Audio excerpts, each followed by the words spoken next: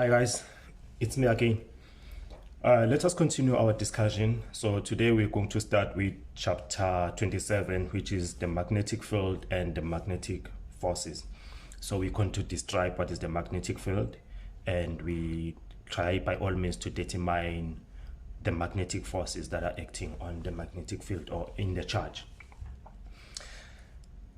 I think all of you should have an idea of what is the magnetism, and at one point or another you have played with a magnet and you were fascinated on how the magnet works. You put one magnet next to each other, what they do, at some point they will attract. If you change the polarity, they will repel. So you should have an idea of what is the magnetism. So if you have a magnetic bar,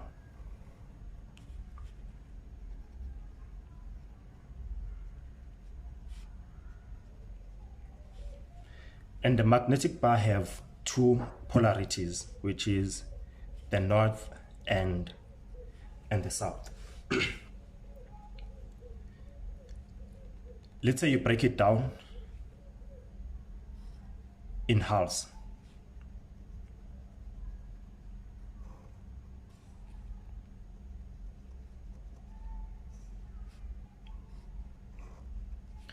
What will happen to these half bars? Of course, you still have your S, you still have your north. But the physics tells us that you cannot have the monopoles.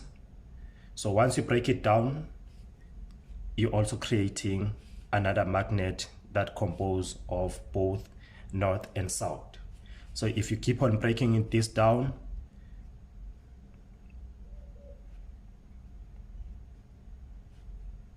into smaller pieces,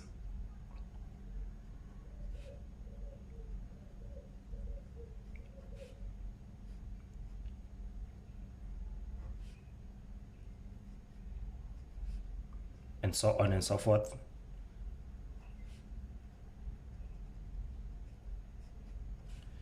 you will also have north, south, north, south, north, south, north, south, north, south, north, south, and so on and so forth. So in other words, there is no point where we'll have what we call monopoles. So there is no point where you will have the monopoles. So it is always be north and south.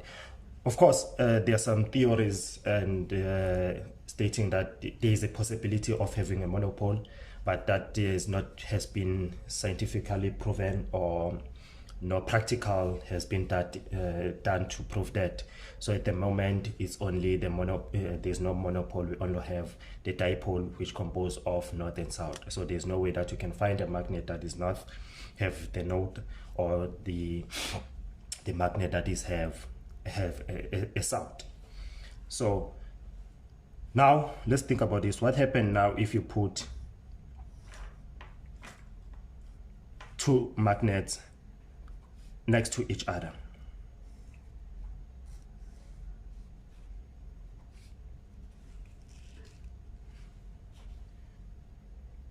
Because north and north, they are same polarity, what will happen?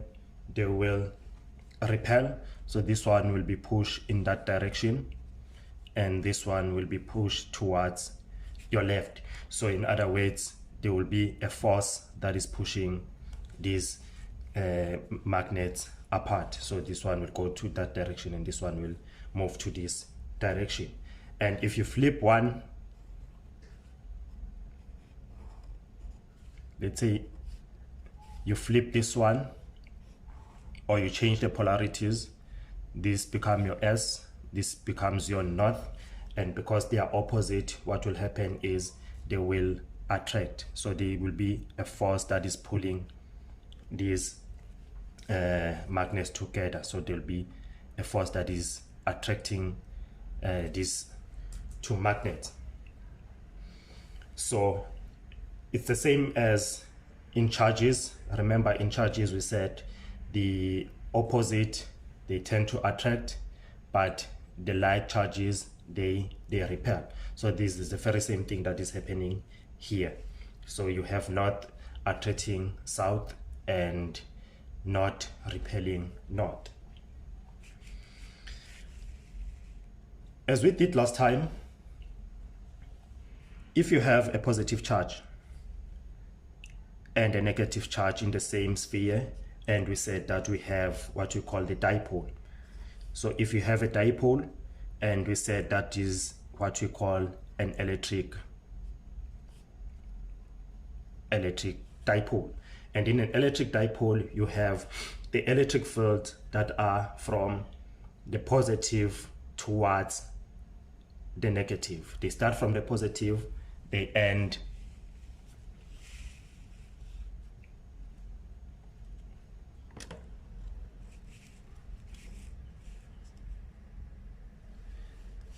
at negative. Therefore, you have the field lines that are in this direction from the positive towards the negative.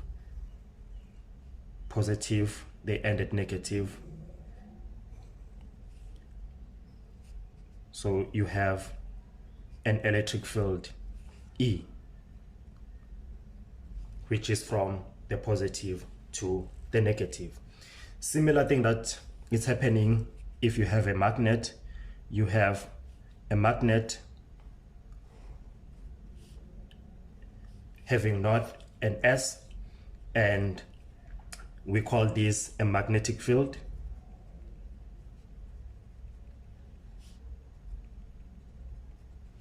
And the magnetic field is start from the positive or the north to south.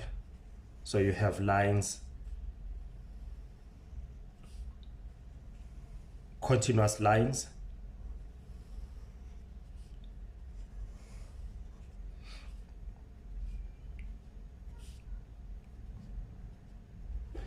but in this case, one thing that you should note is the direction now of the magnetic field B. So it's from south to north, and that is your magnetic field B. In an electric field, it was easy to determine the direction of the electric field and to determine what is the force acting on a charge in an electric field. So we can do the same to determine, let's say you have a positive charge, you place it in the magnetic field. Of course, it will feel a force, and we can determine what is that force. And that force is given by F is equals to the charge multiplied by the speed of the charge cross B, the magnetic field, sine theta. And also this can be written as F is equals to Q V B sine theta, which is nothing but the magnitude,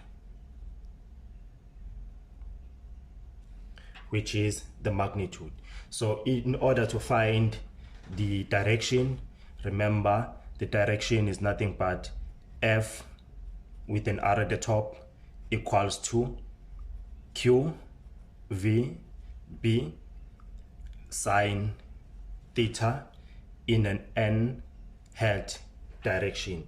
So n represent the direction of the force. So n is a direction, is in an x, y, or z direction.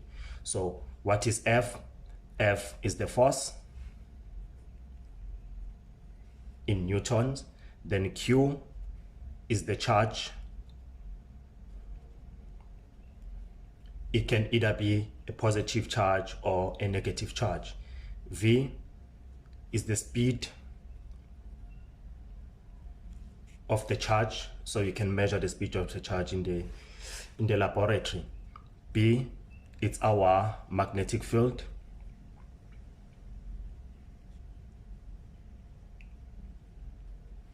And theta, it's an angle between V and B. So it's an angle between V and B. So in order to determine what is our N, we make use of what we called the right hand rule. So let us talk about right hand rule for a second. It's a bit tricky because of our learning approach, but I will try by all means to demonstrate it and try to make it a bit simpler, or try to go through it using this method of teaching, but it's a bit tricky. So let us look at this. So you have F equals to Q V B sine theta in an end head direction. So always think about this. The force, it has to be your thumb.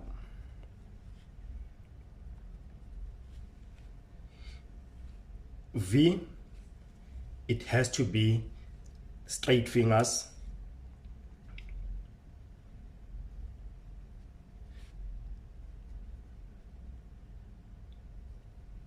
So every time when I probably talk about the direction or the speed of speed V, making sure that you put your fingers straight, and you have your B.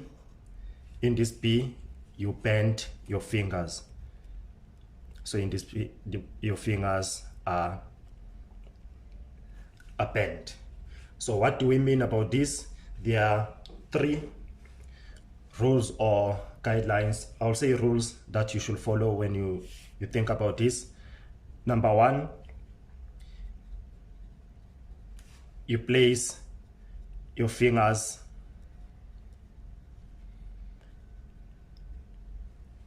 along the V direction.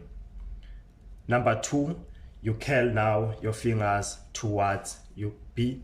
In other words, you bend your fingers. So you curl fingers towards magnetic field B. And number 3 now is to get the direction which we use the thumb. So if Q is positive, therefore the thumb will give you the direction.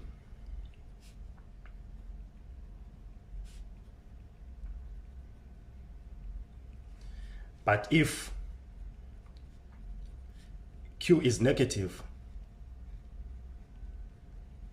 what you have to do is you flip the thumb by 180 degrees.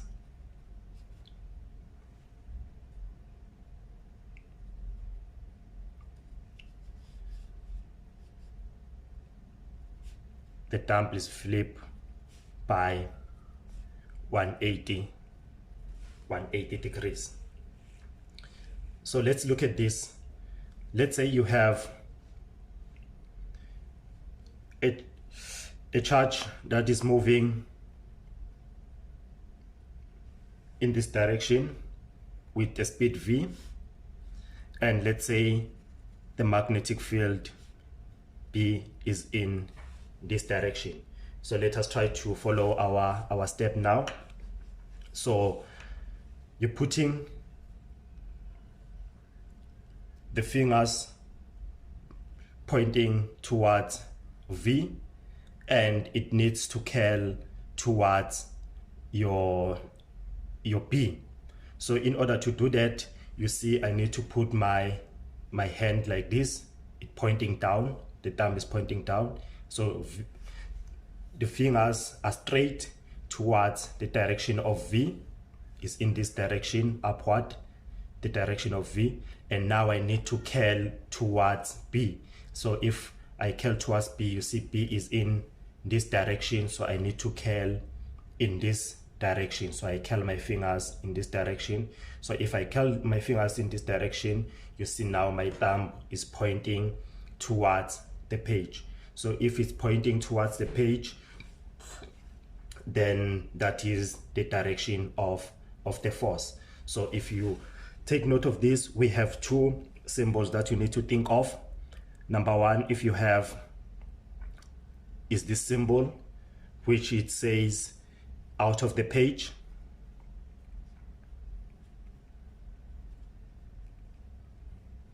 In other words, it's towards you. If you're looking at this video, watching this video, the force will be coming straight up towards you. So I'll say in inverted commas, it coming towards you. And also you have this, which it says into the page.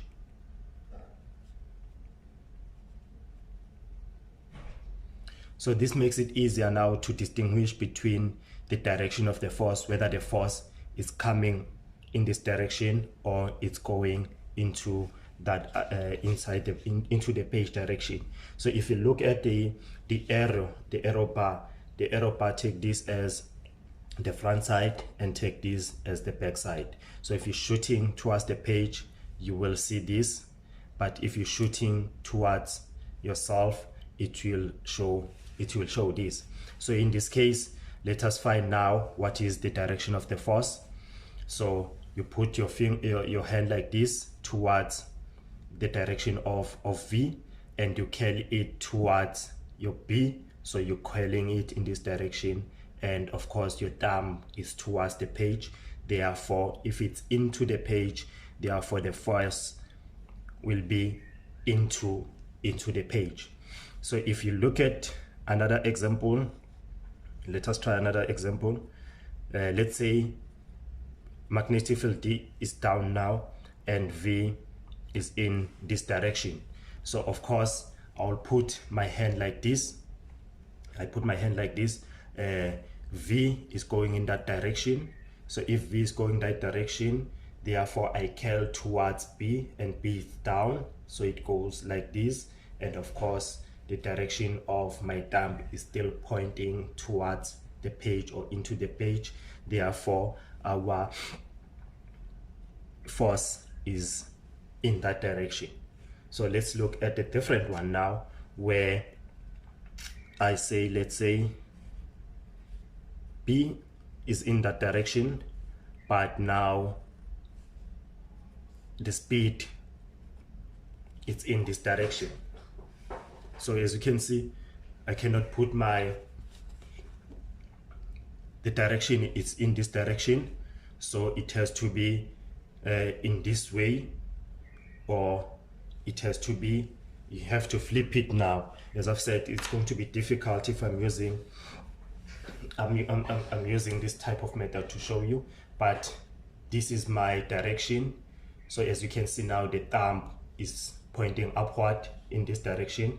Therefore what will happen is you now cross it towards your B. So in order to cross it towards B, it will move in this direction. So your thumb is in this direction, therefore the force is out of the page or towards you. And if it's towards you, and we said we will donate it as this. So it's always easier to follow these 3 steps that I've shown you. Number one, you just place the fingers along V, and make sure if you place your fingers along V, it should be easier for you to rotate them towards the direction of B. As you can see here, I can put my fingers like this, but it's not easy to rotate it towards B, or to bend them towards B. So I need to flip it in this direction, so it'd be easier for me to curl it like this, and the direction of an arrow or of a thumb in this case will be your direction of the force. So if you look at this now, it makes an angle of 90 degrees. Therefore F is equals to QV B, the sine of 90 in the n hat direction. Remember we said n hat can be in, is either I, K, and j, I, J, K direction. Therefore the sine of 90 is 1, then the Q, VP, sine of 1 is 1 in a hat direction. That's where you have the maximum magnetic field in this case. So let us look at one more different example, then we do another examples. So let us look at this now. Let's say you have 3 dimension x, y, z. This being your x, this is y, and your z. And I put a charge here, and this charge is going, or is in this direction with a speed v, a speed towards right. And the magnetic field, I also place it in this direction. Both of them, they are in the same direction. Now remember, I put my fingers like this, and I need to curl them towards B, and B is also in the same direction. So I cannot curl like this, or I cannot bend there like this, because both of them, they're in the same direction. So in other words, what will be the force? Therefore the force in this case will be equals to 0. The reason why is 0, it's because the angle now between V and B, theta of this is equals to 0. Therefore sine of 0 is equals to 0. Therefore it will give you the force that is equals to 0.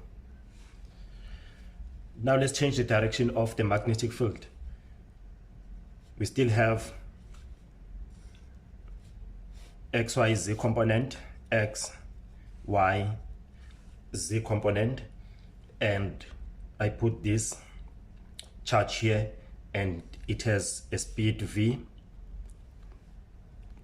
towards your right. And let's say now the magnetic field, it's upward.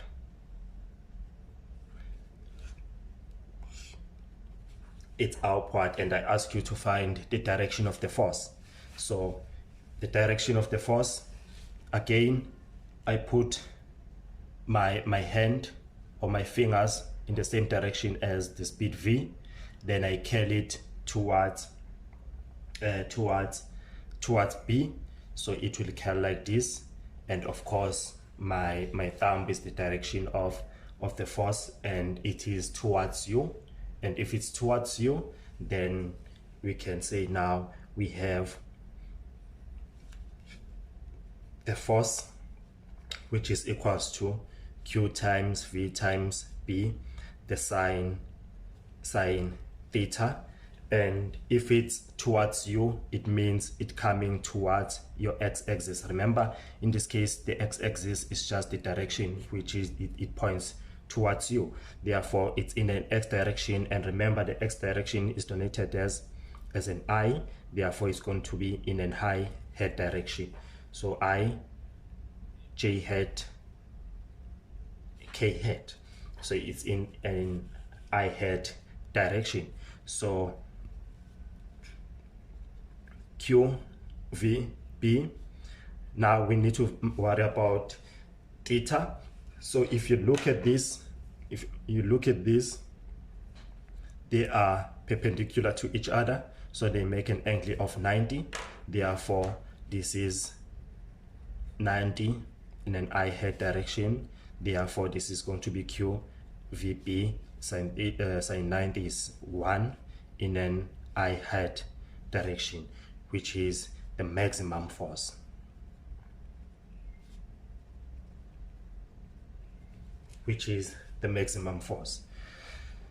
But this is not always the case. They can be in 90 degrees. If they are in 90 degrees, therefore we have the maximum force. And if, as we just said, if their theta is equal to 0, then we have the minimum force. But we can also have a situation where we have an angle theta of some certain value. So you have your x, you have your y, you have your z. So still again, we're having our charge with the speed v, and instead of now being into 90 degrees, let's say you have your b in this case being in this direction at some angle theta. For simplicity, let me draw this v here, and it's at some angle theta. Again, you have your fingers pointing in that direction. It curls towards your b and is still out of the page. Therefore, you still have the same equation like this one, where f is equals to qv be the sine theta in an I head direction. But in this case, you have angle theta, so it can be any value. If it's 30, then we can substitute f is equals to qv be sine 30 in an I head direction. So this is how you find or determine the force. Of course, this will not be the maximum force. It will be a force that is minimum or less than the maximum force. So we can look at we can solve any. Let's say we want to determine what is our magnetic field, and our magnetic field will be equals to F divided by Q V sine theta. So in this case, we know what is F. F is in Newton. We know what is Q. Q is in coulombs. We know what is V is meters per second.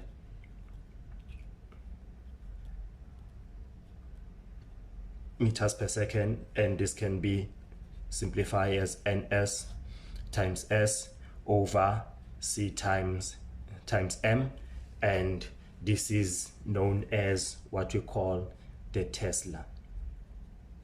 So these are the SI unit for the magnetic field. Okay, let's look at this once more.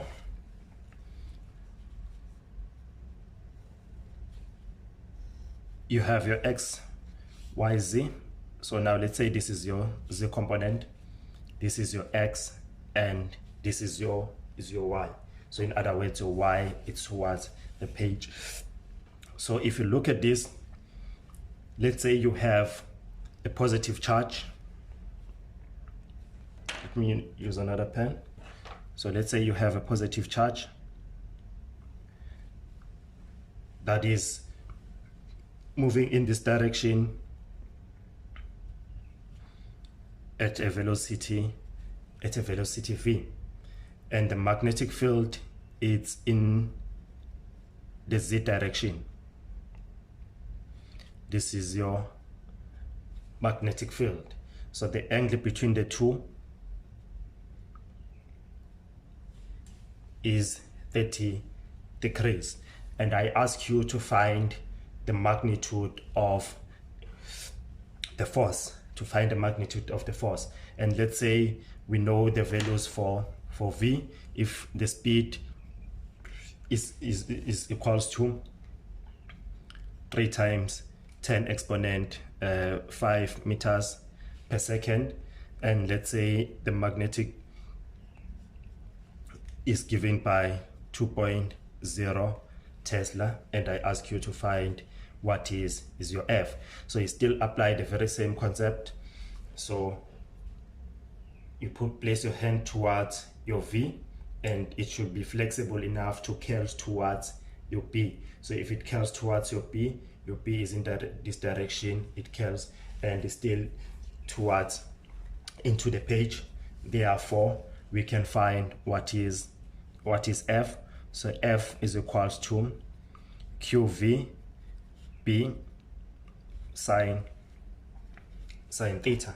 So we know, let's say this is a proton. So if it's a proton, therefore we know that Q is equals to 1.6 times 10 exponent minus 9 coulomb. So we can directly substitute. It's 1.6 times 10 exponent 19 multiplied by V. We know V is here, is 3 times 10 exponent 5. We know B, which is 2.0, then the sine of 30.